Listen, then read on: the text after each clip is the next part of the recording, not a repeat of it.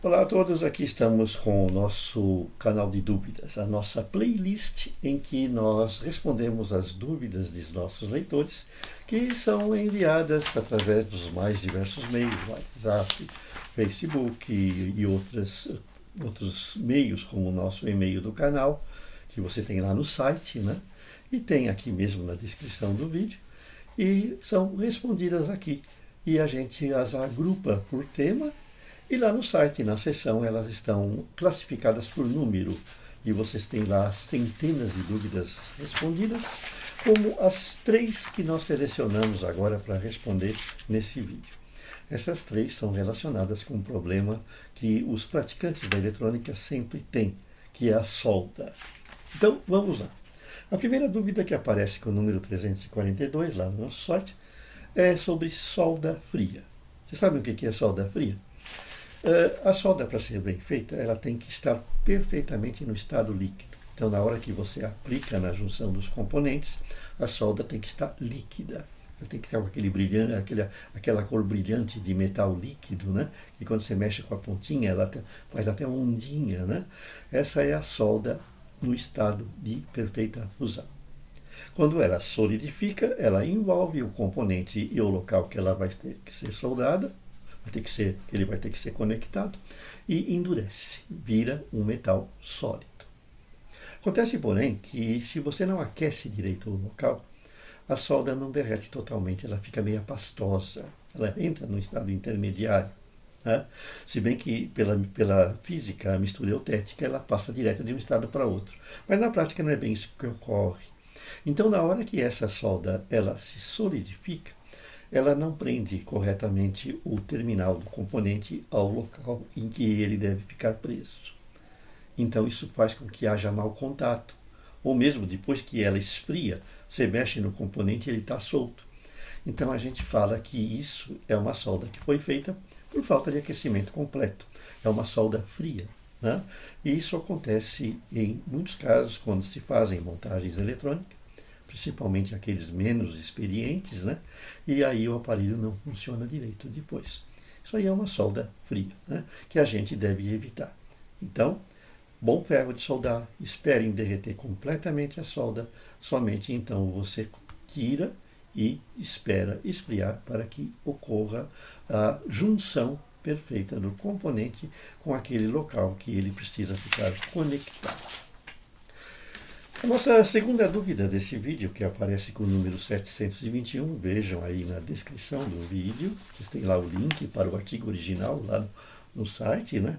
Ela fala de vapores tóxicos. E o nosso seguidor pergunta o seguinte: vi numa notícia de jornal que os vapores de estanho teriam efeitos bons na eliminação de vírus e bactérias. É verdade? Os efeitos não são tão bons assim, porque mata vírus e bactérias e também afeta o nosso pulmão. Os vapores, tanto do estanho como do chumbo, eles não são muito recomendáveis, né?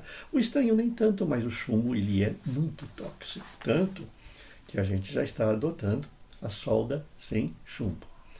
Então, muito cuidado. Quando você fizer a solda, sai aquela fumacinha, é óbvio, inclusive parte dela vem das impurezas que podem estar presentes lá no metal no momento da solda, né?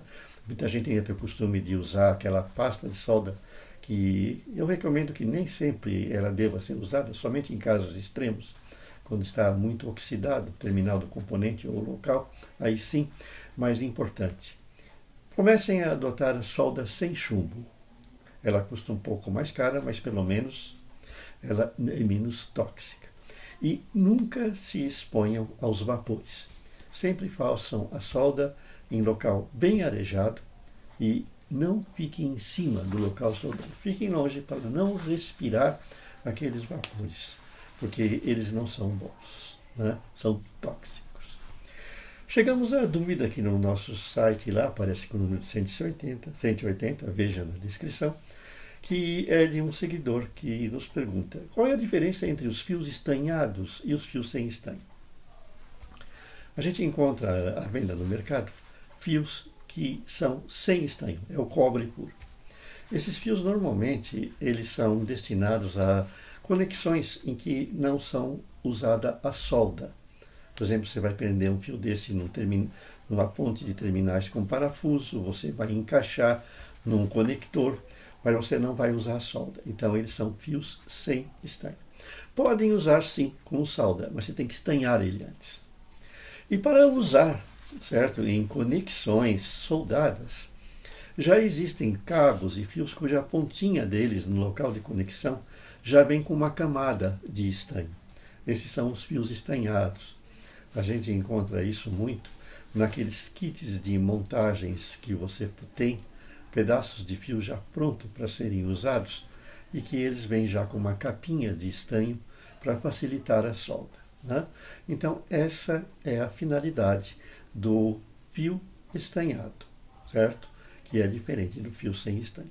Você deve pensar nisso na hora de fazer a montagem, porque de repente você usa um fio sem estanho e tem dificuldade em soldar, porque ele está oxidado e o estanho não pega no cobre diretamente, ou o caso de fios, por exemplo, de alumínio, em que a solda não pega. Então existe também esse problema. Gostou desse vídeo? Deixe o seu like, inscreva no seu canal e aguarde o próximo. Até mais!